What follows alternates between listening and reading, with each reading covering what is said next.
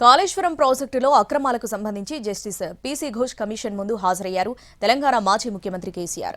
ఒక విచారణ కమిషన్ ముందు హాజరైన తెలంగాణ మాజీ ముఖ్యమంత్రి ఆయన ఒక్కరే.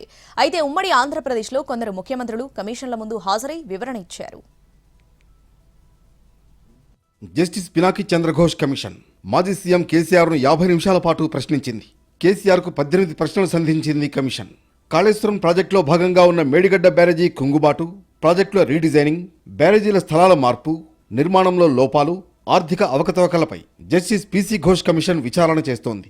విచారణలో భాగంగా ఇప్పటికే మాజీ మంత్రులు హరీష్ రావు, ఈటల రాజేందర్లను ప్రశ్నించిన కమిషన్ నిన్న కేసీఆర్ను ప్రశ్నించింది. కేసీఆర్ విచారణతో కాళేశ్వరం ప్రాజెక్టుకు సంబంధించి కమిషన్ విచారణ దాదాపుగా పూర్తయినట్లేనని తెలుస్తోంది.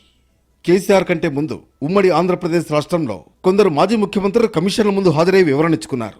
ఒక విచారణ కమిషన్ ముందు హాజరైన మొదటి మాజీ ముఖ్యమంత్రి జలగం వెంగళరావు.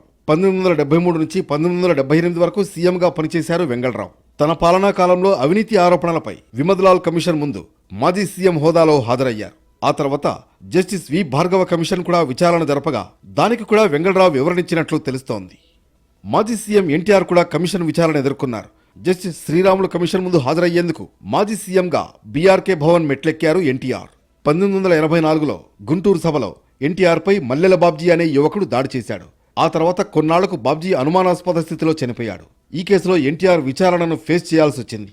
బాబ్జీ మరణంపై జస్టిస్ శ్రీరాములు కమిషన్ విచారణ చేయగా ఎన్టీఆర్ హాజరై సమాధానం చెప్పారు. ప్రస్తుత ఆంధ్రప్రదేశ్ ముఖ్యమంత్రి చంద్రబాబు నాయుడు కూడా ఓసారి కమిషన్ విచారణను ఎదుర్కొన్నారు. కాకినాడ జిల్లాలోని ఏలేరు భూకుంభకోణం కేసులో చంద్రబాబు మాజీ సీఎం హోదాలో విచారణకు హాజరయ్యారు.